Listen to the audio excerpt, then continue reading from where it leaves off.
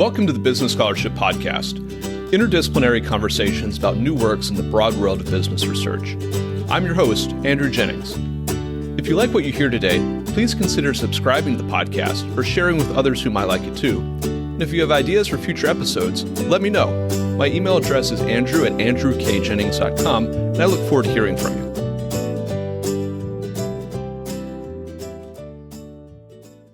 Our guest today is David Grenardo, professor of law at the University of St. Thomas. We'll be discussing his article, Getting to the Root of the Problem, Where Are All the Black Owners in Sports?, which is forthcoming in the University of Missouri, Kansas City Law Review. I'll add a link to the article in the show notes for the episode. David, welcome to the Business Scholarship Podcast. Thank you, Andrew. Thank you for having me. David, as I often do in these episodes, I'd like to start our conversation by maybe setting some terms or level setting a bit for listeners. This article is about ownership and race and equity in the context of professional sports. So I'd like to talk about some of the players, some of the roles in professional sports. Could you talk about the roles of the players, of the coaches, of team executives, of owners in major U.S. sports leagues, and how those roles break along racial, ethnic, and gender lines? Absolutely, Andrew. So let me start with the owners. The owners obviously own the teams, and they're also in charge of hiring the general managers, the team presidents, and the head coaches. So they have the final say on all of those major hirings. Now, the general managers, typically each major sports team employs one general manager who determines which players to draft and trade. And they sometimes also help the owner determine which coaches to hire. The team executives, I say team executives, in the article I call them LTE, league team executives, general managers, as well as team CEOs and president. So a team CEO or president usually runs the business operations of a team. And again, the owner is the one that has the final say on who to hire as a team CEO and president. And then, of course, the head coach. The head coach is the person who's in charge of the team in terms of determining which plays to run. They also usually bring in their own coaches to help them as assistant coaches in the process. And again, the owner is the one who makes the final say on who to hire as head coach.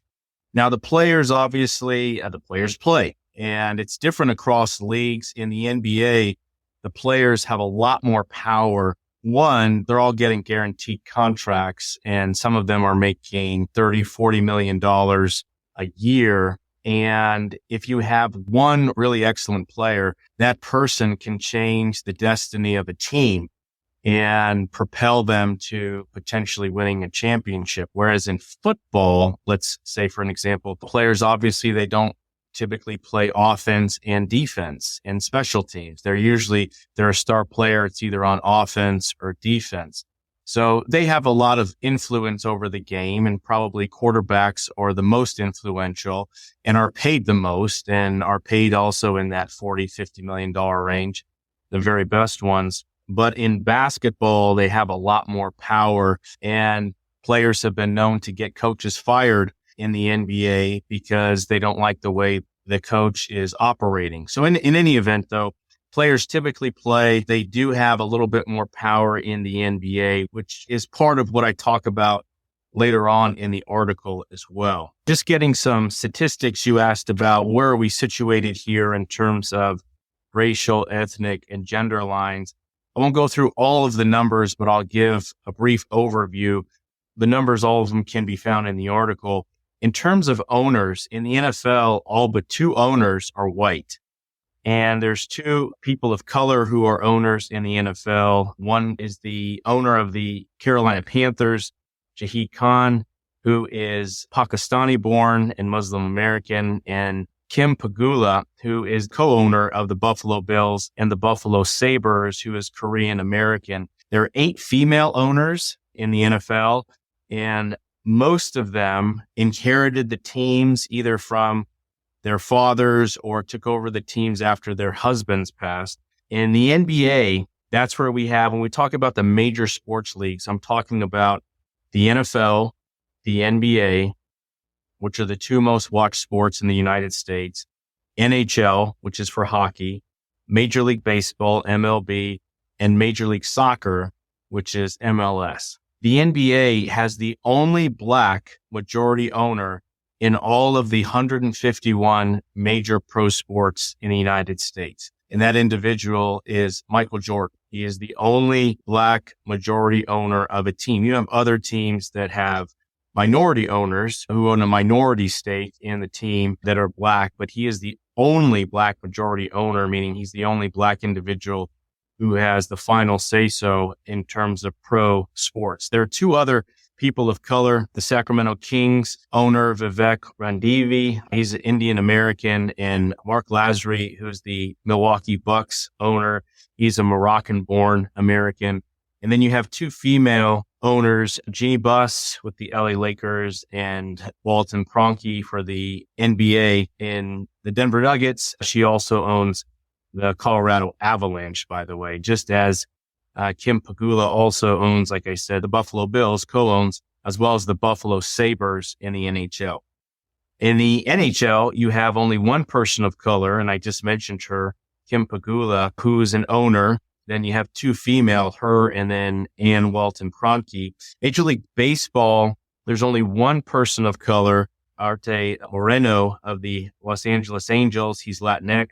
There are no female owners currently in Major League Baseball. And in Major League Soccer, there are no people of color who are owners, and there are currently no female owners as well. Now, for the GMs, I'll go through this a little bit faster. For the GMs, the general managers, the NFL, I'll start with the NBA. The NBA has people of color. 40% of the GMs in the NBA are people of color, and 26.7% are Black. In the NFL, 15.6% of the GMs are people of color. Major League Soccer, 18.8%. Major League Baseball, 13.3%. National Hockey League, 3.1%. And the Florida Marlins hired Kim Ng as their general manager. I believe she's the only female general manager in any of the major professional sports that we're talking about. Again, the NFL, the NBA, the Major League Baseball, and Major League Soccer, the MLS. In terms of team CEOs/presidents, the NFL, people of color, 9.4%, NBA, 6.5%, MLS, 13.8%, NHL, less than 1%, and Major League Baseball, currently 0% after Derek Jeter stepped down as the Florida Marlins CEO. There are three females that have been team presidents, and one was the Las Vegas Raiders. The Las Vegas Raiders hired Sandra Douglas Morgan as team president, and she became the first Black woman to be hired as president of an NFL team.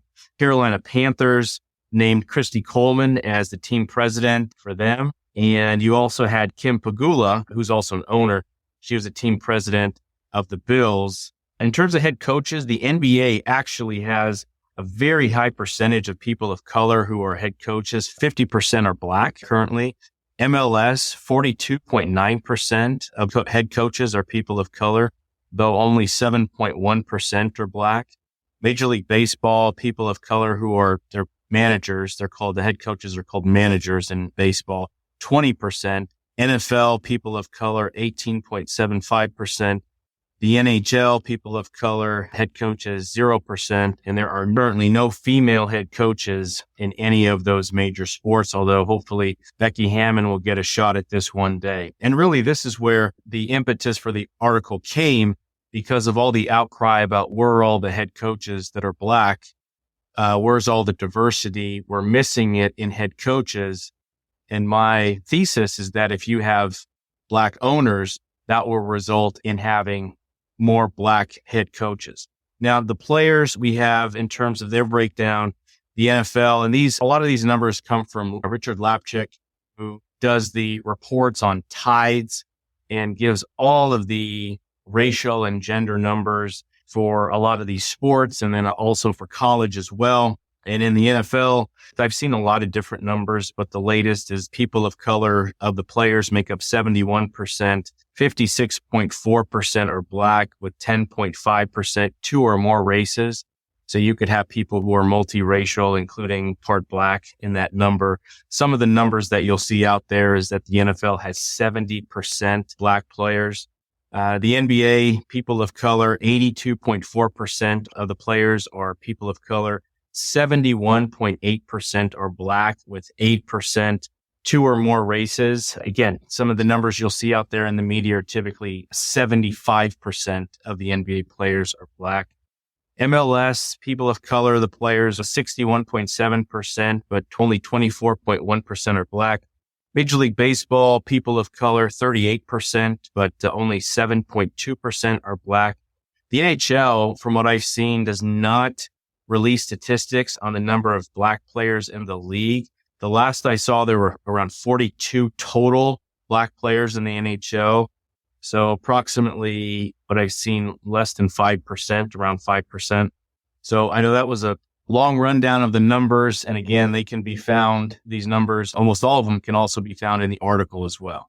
Thank you for that. And it is helpful in the article that you go into even some more detail on some of these breakdowns. And one takeaway I take from that kind of high level discussion that you offer is that, with a few exceptions, when we're talking about these roles, there's, particularly among owners and executives, there's a really disproportionate underrepresentation of people of color in these ownership and executive roles within the leagues. Could you talk about maybe the impact or the effects within the sports leagues and perhaps even society writ large of this underrepresentation of people of color, especially Black owners and executives in these roles? What happens is, when you have a lack of Black owners and these top executives who are choosing whom to hire as head coaches, they tend to hire people like themselves who are also not Black. So there's a theory called the homologous reproduction theory, which posits that those in charge of hiring people will often choose the candidate that most represents themselves. So this theory also has been seen across the races. Studies tend to show that people tend to hire people like themselves, including racial minorities. So racial minorities tend to hire racial minorities as well. And when you have mostly white males who are the owners, who are the general managers, who are the team CEOs and presidents, trying to figure out who to hire, what's happening is they're typically hiring people like themselves who are also male and white, even though we've talked about in the leagues such as the NFL and the NBA, where you have 70% Black players in the NFL and 75% Black players in the NBA, yet you have a lack of head coaches and these lead team executives in the NFL.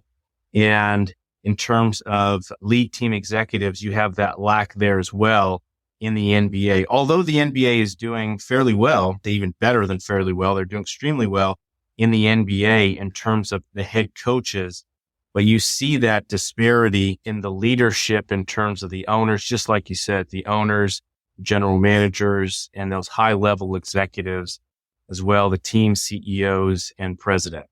Are there any empirical or theoretical models that we might use for understanding or explaining why these underrepresentations exist in the leagues? You talk about perhaps applications for critical race theory in the paper. You talk about the racialized wealth inequality that exists in American society and culture. Do you maybe talk a little bit about those as potential ways for understanding the origins of this underrepresentation in these ranks? Those are great questions. So I'll start with the wealth disparity. One of the theories that I talk about in terms of explaining why this is, why do we have fewer owners who are Black? Why do we have this lack of lead team executives in general managers and team CEOs and presidents, these lack of Blacks in those positions?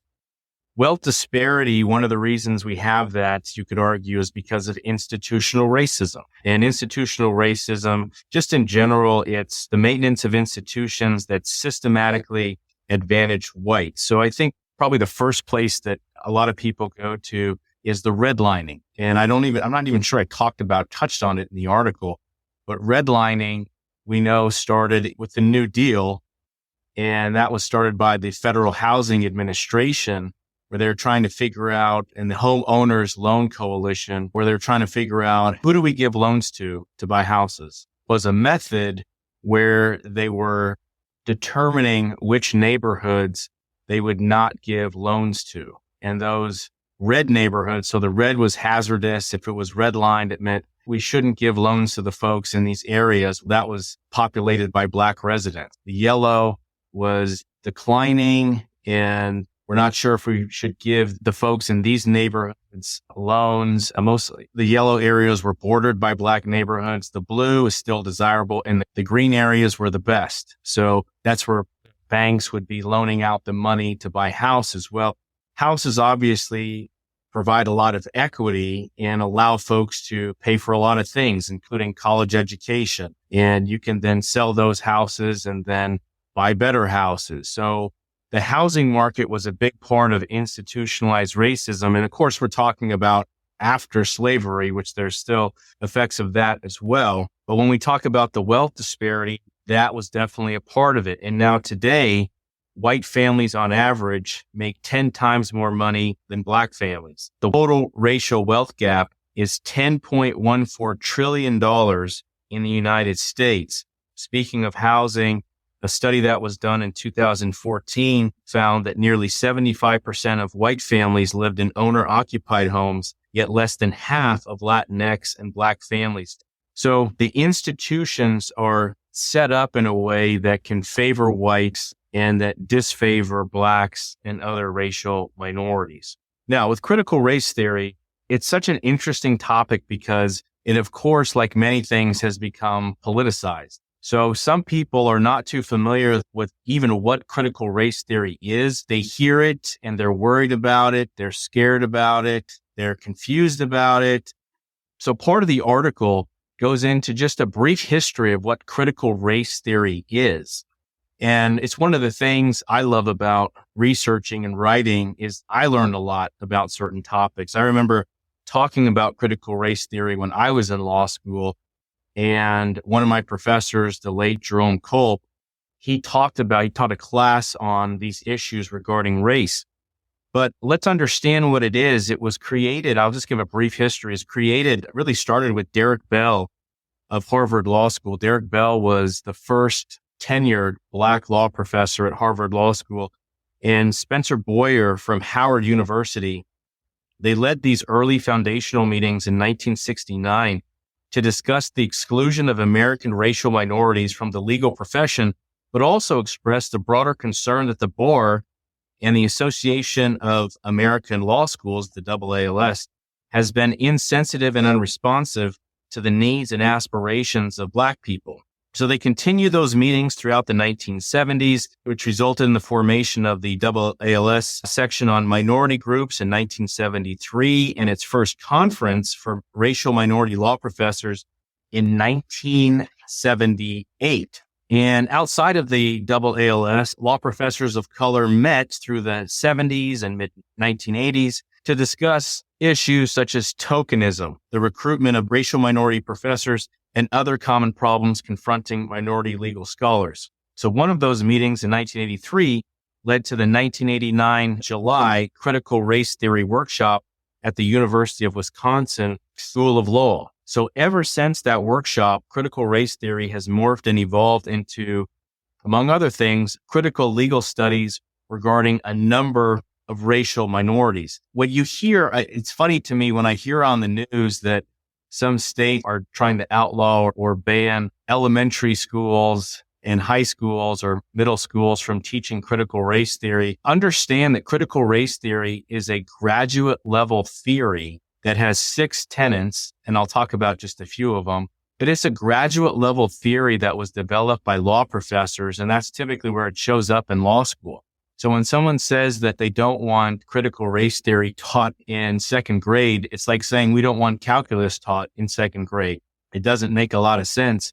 But again, I think it stems from just a misunderstanding of what critical race theory is. In terms of explaining why we have so few owners or just one owner that is Black, that is a majority owner, principal owner of a major sports team in the United States, and why we have so few lead team executives, again, the general managers and team CEO presidents, and why we have so few Black head coaches, we can start with the first tenet of critical race theory, which is that racism is endemic and it's an ordinary everyday occurrence.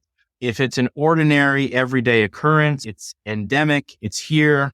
We see that for Blacks, not having the assets to even sometimes bid on a team, that's just a common reality. We just talked about the wealth disparity. It's something that exists and it's common, and there's a shortage of Black billionaires. So according to Forbes, out of 2,755 billionaires in the world, only 15 are Black. So the 2,755 billionaires in the world, only 15 are Black. Of the 764 billionaires in the United States, only 9 are Black. Okay, so that can affect who even has the opportunity to bid on a franchise. And we can talk a little bit about that later. So the lack of Black head coaches in LTE in sports is also explained by this tenet, because Blacks are constantly being denied these positions despite their abilities and accomplishments, and just being passed over for jobs that Black individuals are qualified for remains a normal occurrence for Blacks. So we saw this after the Super Bowl in 2021. Typically, the offensive and defensive coordinators who are participating in a Super Bowl are a lot of times those sought after coordinators to become head coach. And there you had a nearly all Black coordinator group in 2021 with Eric Bieniemy, who was the offensive coordinator for the Kansas City Chiefs, Todd Bowles, who was the defensive coordinator for the Tampa Bay Buccaneers, and Byron Leftwich, who's the offensive coordinator who was and still is, as is Bieniemy, the Tampa Bay Buccaneers offensive coordinator. None of those coaches were selected as head coaches in the 2021 hiring cycle. Todd Bowles eventually earned his second coaching job, this time at Tampa Bay in 2022, when the former head coach, Bruce Arians, moved from his head coach position to the Tampa Bay front office, announcing Todd Bowles as the head coach. But that was basically an end run around the Rooney Rule, because that head coaching position was needed outside of the normal hiring practice. So they were able to bypass the Rooney Rule and just hire the person that they wanted. This case, it was a Black head coach, but we've seen that go differently in the past. In fact, we saw recently with Jim Irsay hiring Jeff Saturday, who'd never had any coaching experience in the pros. And during the middle of the season, because it's not in that regular hiring practice where they have to follow the Rooney Rule, Jim Irsay just said, my friend, my buddy, Jeff Saturday is going to leave ESPN and join the Indianapolis Colts in his first coaching job in the pros as a head coach in the NFL. So that first tenet that racism is endemic, it's an everyday occurrence, that's one of the things that could help explain this. I'll skip to the third tenet, although in the article I go through each of the 6 tenets and talk about why they explain these results or what's happening today in sports. The third tenet is that race represents a social construction based on social thought and relations, as opposed to genetic or biological traits. But the common physical traits that some groups share, like Blacks, make up such a small part of who humans are and have little or nothing to do with distinctly human higher order traits, such as personality, intelligence, and moral behavior. So that's the tenet. But what happens is, in reality, there is stereotyping. So this is what the tenet is, that, hey, race is really just based on social thought and relation. What we see in the media, what we see in the news, how we see people portrayed, but not actually who they are in terms of the distinctly human higher order traits. Our personality, our intelligence, our moral behavior is not based on the color of our skin, but we have so much stereotyping and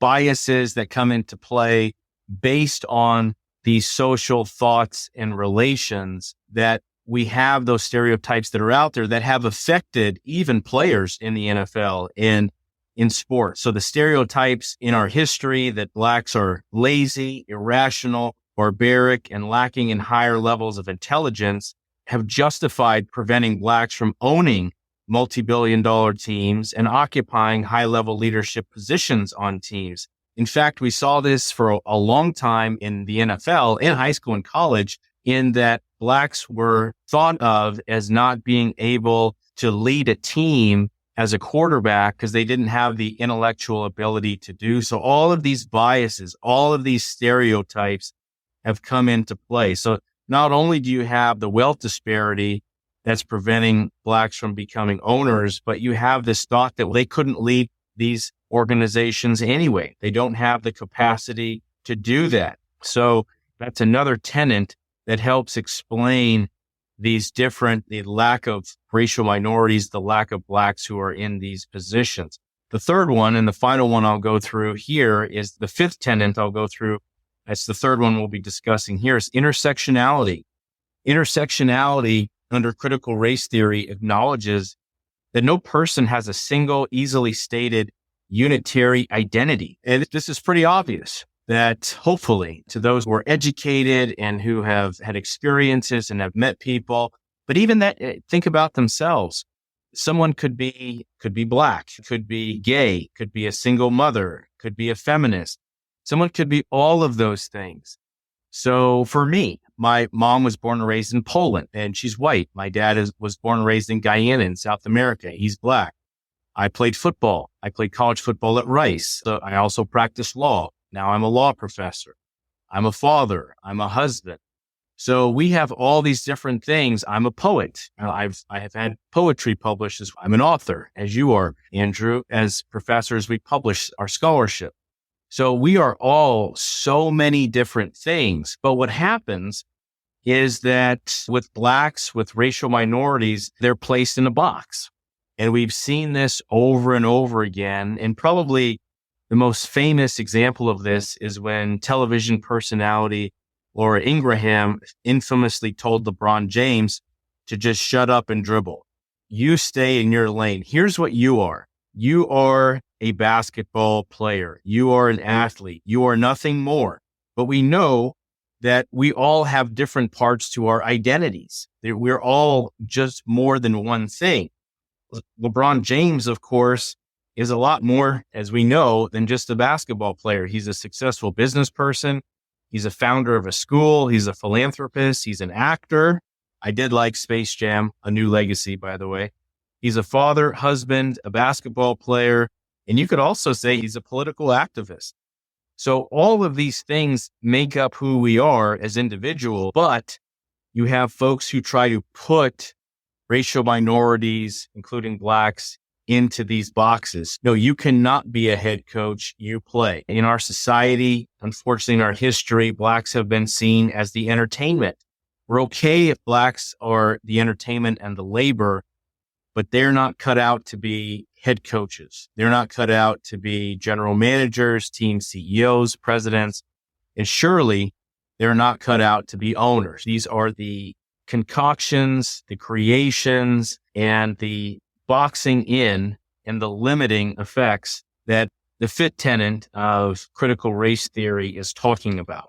And of course, if anybody has the opportunities and we all have potentially the ability, then folks can do what they want. But when they are limited in their education, in their resources growing up, it's very difficult to overcome those things. And certainly if you have these notions or conceptions, or society does, that people are limited in what they can do, or they're only one thing, it helps to create these situations where you have so few Blacks, racial minorities in those positions that we've been talking about.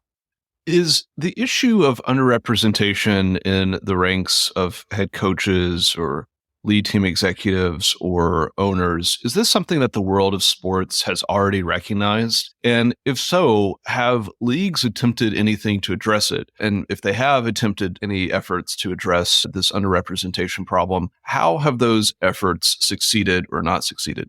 That's a great question. This issue has come up with a lack of Black head coaches, a lack of Black lead team executives, and the most prominent way that the NFL and some number of other folks in companies in business, they've used what's called the Rooney Rule. And the Rooney Rule was developed in 2003, and it came after Johnny Cochran, the late Johnny Cochran, the lawyer, and Cyrus Mary, also a lawyer. They began examining the discrepancies between white and racial minority head coaching hires and firings in the NFL.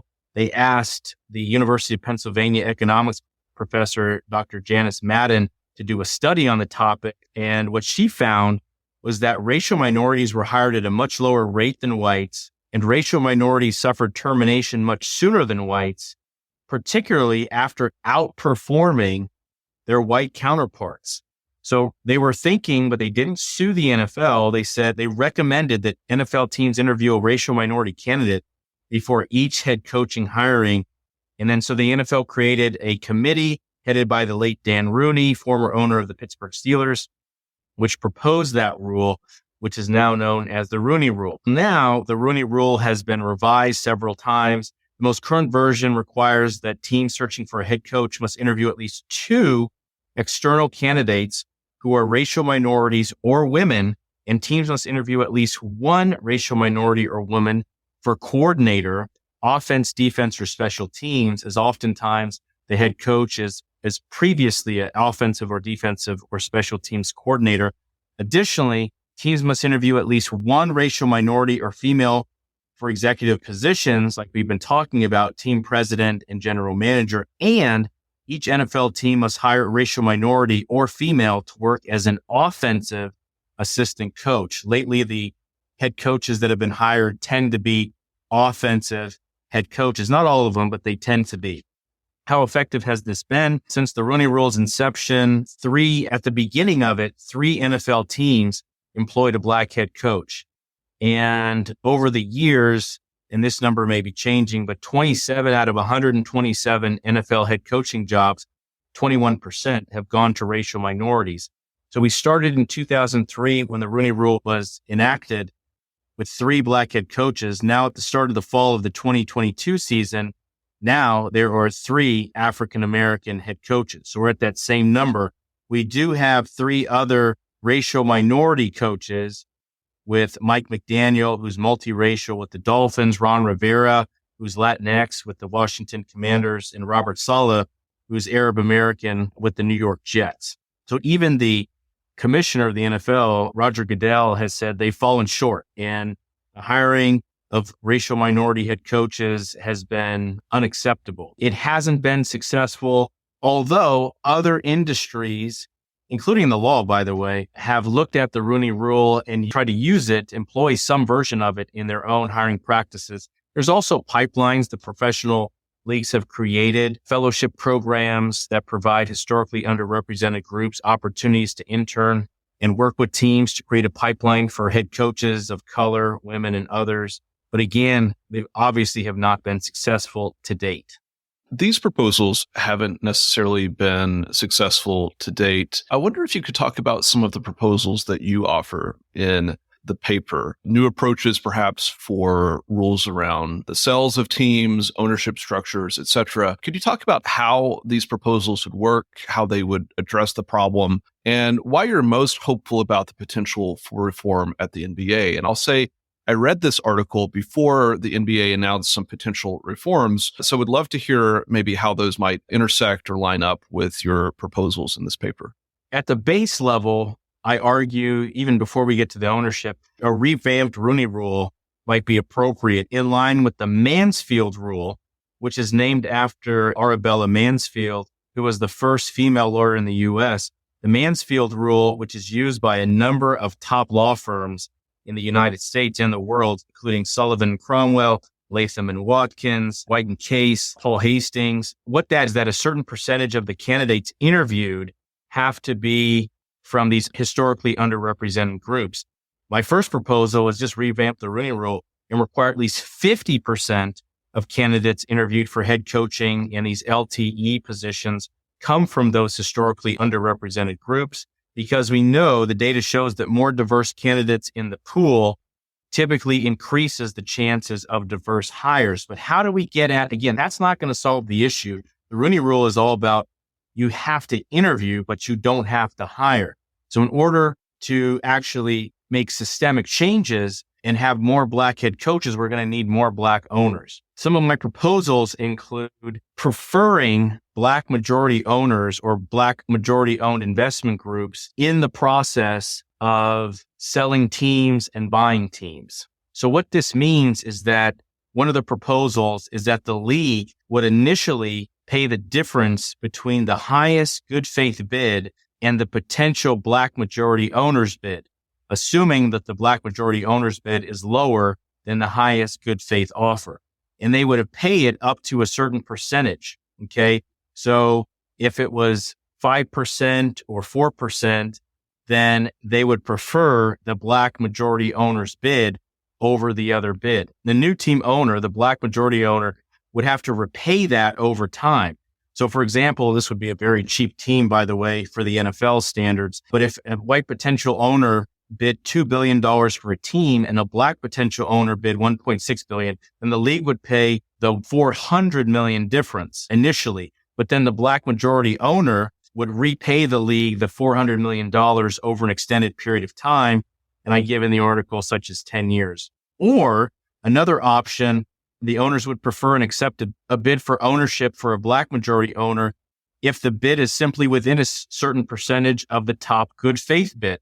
So again, if it's a $2 billion bid, that's the highest good faith bid, and the black bidder is making a bid within 5%, which would be $1.9 billion, then the selling owner would be obligated to sell to the black bidder at that price.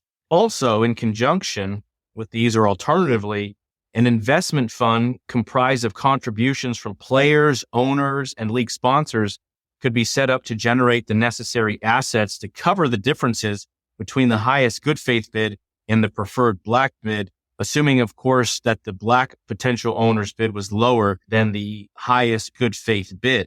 Also, some other rules that have been thought of, and I talk about as well in the article, reducing the percentage stake that the principal franchise owner needs to own, which is currently 30% in the NFL. Understand that if a potential owner, a black owner, or any owner wants to own an NFL team as the principal franchise owner, they need to put up 30% of the purchase, a team that costs just $3 billion. And that's on the lower end of current NFL team values. So the Cincinnati Bengals, they are estimated to be valued at $2.84 billion. They're the lowest. The Dallas Cowboys, they're the highest right now, $7.64 billion. So we're talking about the lower end. At $3 billion, that means a principal owner would have to put up $900 million.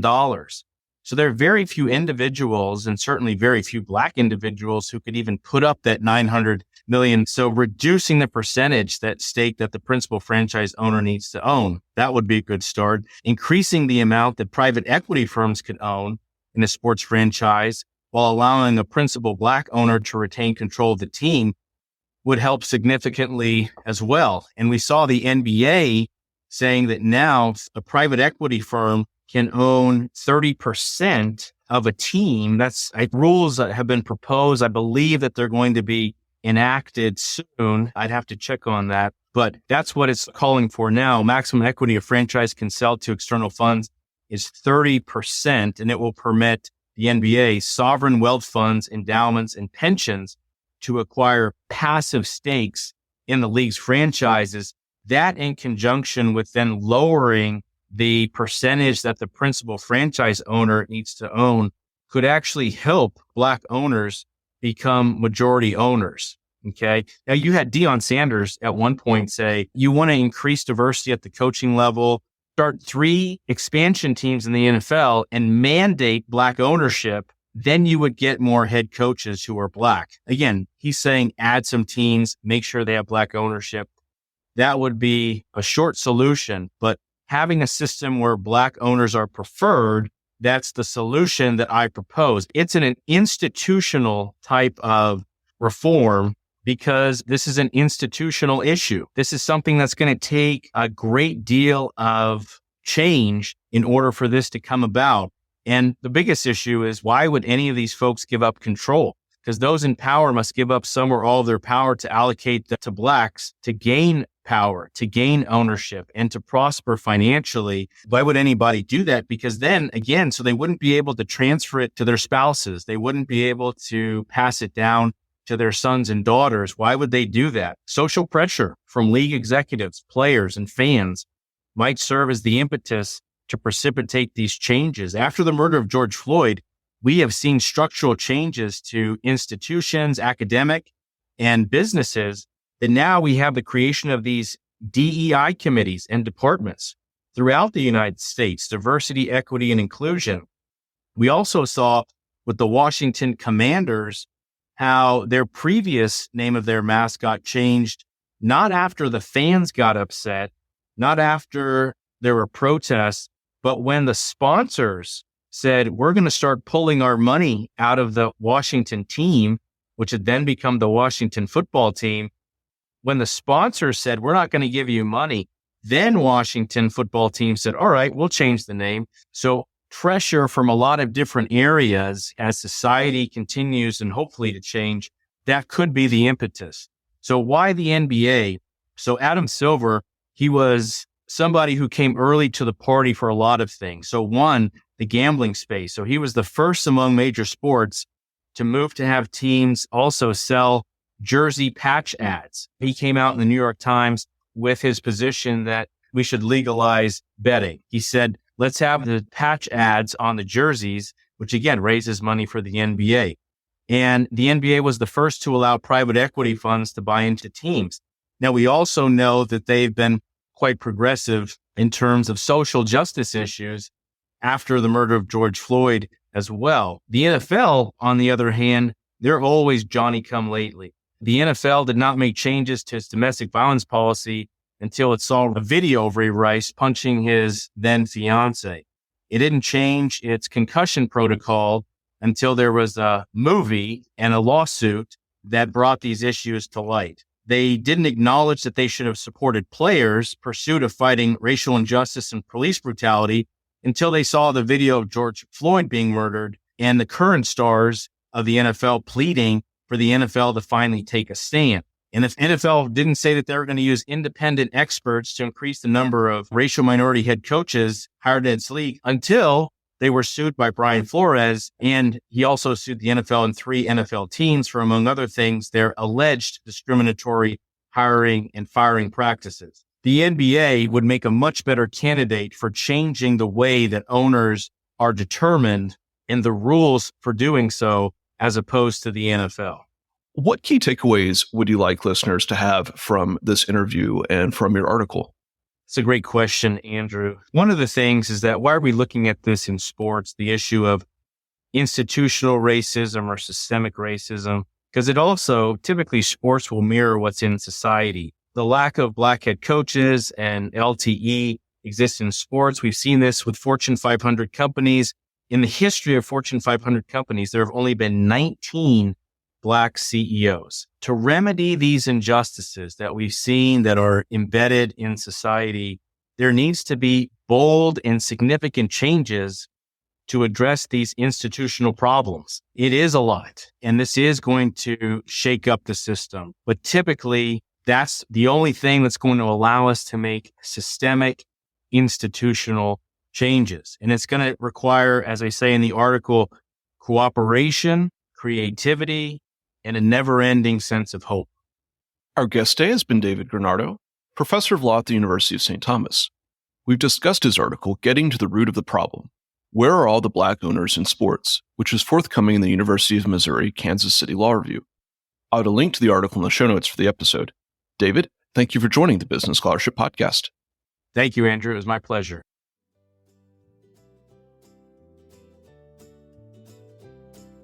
Thank you for listening to another episode of the Business Scholarship Podcast. If you like what you heard, please consider subscribing to the podcast or leaving a rating on your favorite podcast app, or let other people know about it too. If you have suggestions for future episodes, please let me know. My email address is andrew@andrewkjennings.com, and I look forward to hearing from you. Until the next time, I'm your host, Andrew Jennings.